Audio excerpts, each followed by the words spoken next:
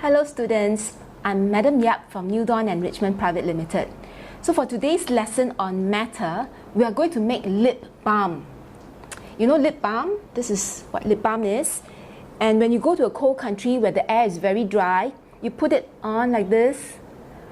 And because it's made of oils and waxes, it forms a waterproof layer.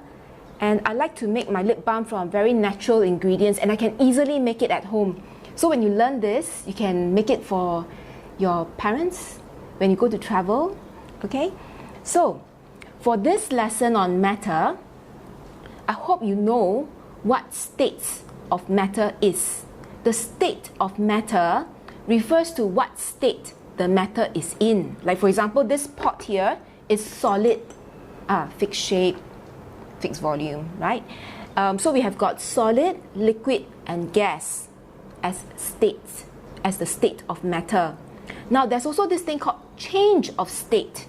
So when you have a change of state, it means that, example, it changes from solid to liquid, and that is melting.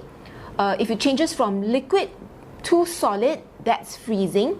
So when we make lip balm, we're going to explore these types of change of state. Okay, and in order to make the lip balm, I need heat. Why is heat needed? Heat is needed for change of state. Either you gain the heat or you lose the heat.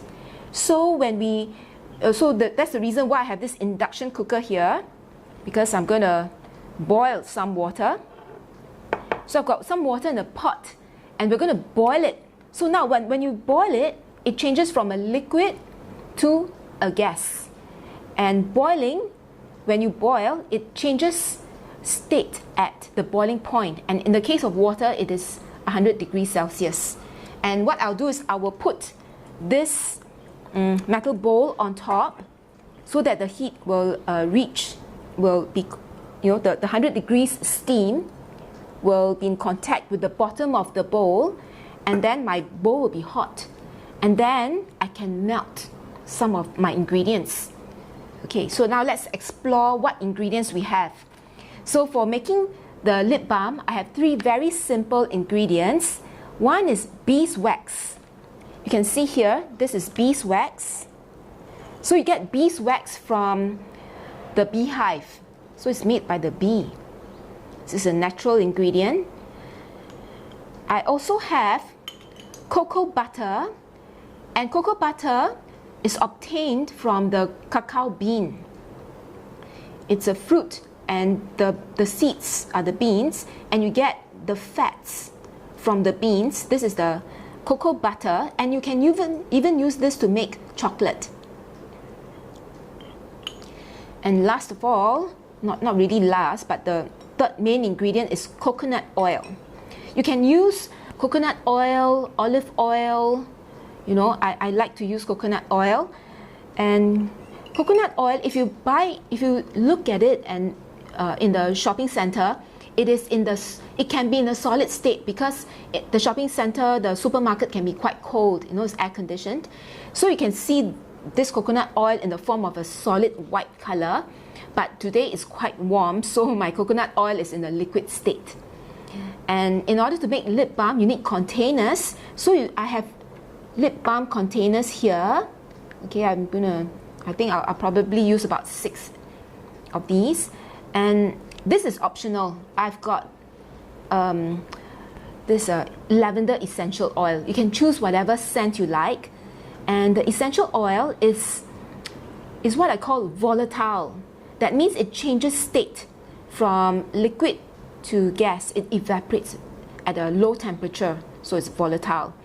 Alright, so now before I start, I want to explore the states that these ingredients are in. So for beeswax, what do you think is the state of matter for beeswax? It looks like it is solid because it has a fixed shape and a fixed volume. I'm going to just try and feel it and see how hard it is. Okay, it's quite hard. It's pretty hard, okay? Okay, so that's my beeswax. I'm going to also look at cocoa butter. What state do you think my cocoa butter is in? I think it is also solid because it has a fixed shape and a fixed volume. Let me feel it and see how hard it is. Oh, it's actually very soft. I can sort of break it up quite easily. It's quite soft and oily. And lastly, coconut oil. I'll say this is a liquid state. Would you agree? Because it takes the shape of the container of this little beaker. So it doesn't have a fixed shape. It takes the shape of the container. So this is a liquid state. All right. So before I start, I just want to discuss with you about how fast it will take to melt my cocoa butter if it is in big chunky pieces or in small little pieces. So the one that I have here is in small little pieces, but I just want to find out, what do you think? I'm going to use my dice here to represent a very big piece of cocoa butter.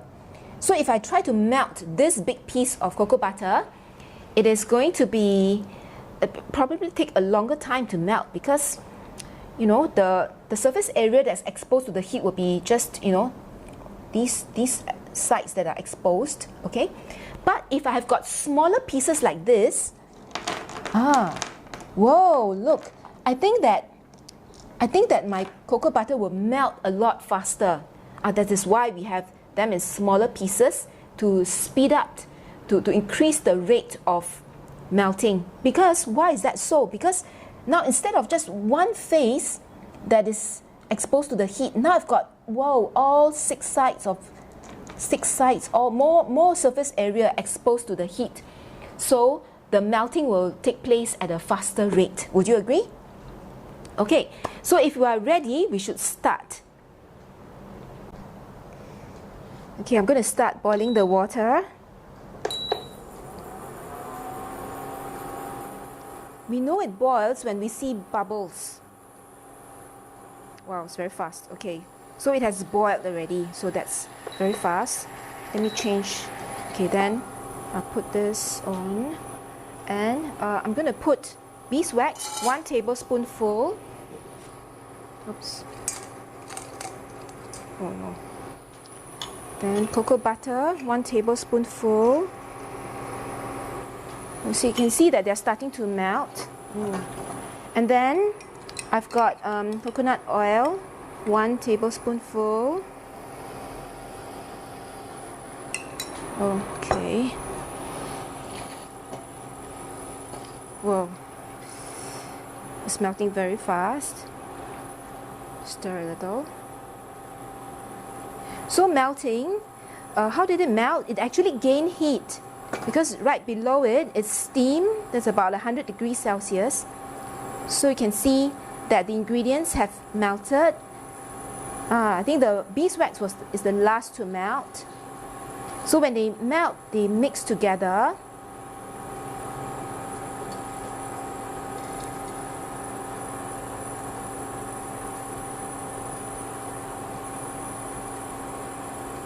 Just a little bit more. Okay, now I can see that they have pretty much, yeah, all melted. Okay, all melted. So let's turn it off.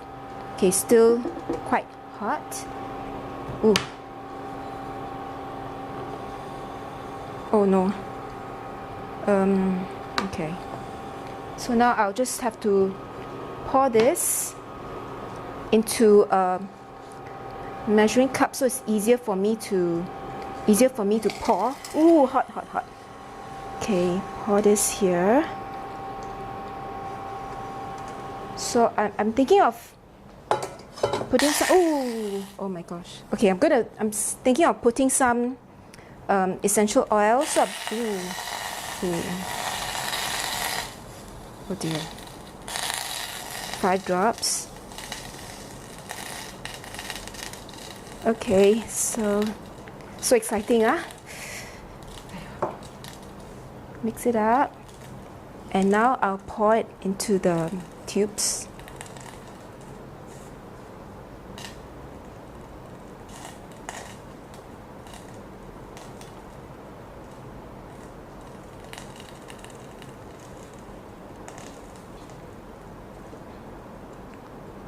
Okay, I think I managed to pour into 3 tubes.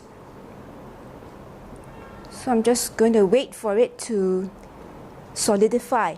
And you can see it is in a liquid state when I pour it in. And when it solidifies, it means that the hot mixture is losing heat to the surrounding air. And when it starts to freeze, solidify and freeze, you can see that the color will become more and more opaque. That means it doesn't look so transparent. Wow, it's happening quite quickly. Hello. My daughter wanted to join in the video.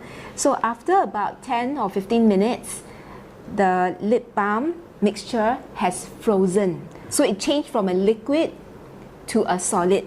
So the change of state here is freezing.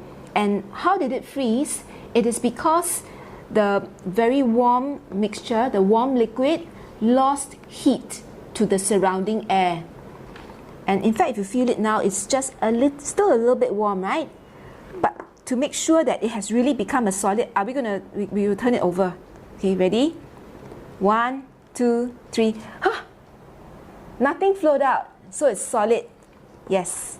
So I managed to, this was the one that's a bit half filled. So you see, it's become solid. So it works as a lip balm. You can put it on my hand. And then you smell it. Can you smell the lavender? Yeah. So we have a very good lip balm, all handmade with natural ingredients. So thank you for joining me for this video.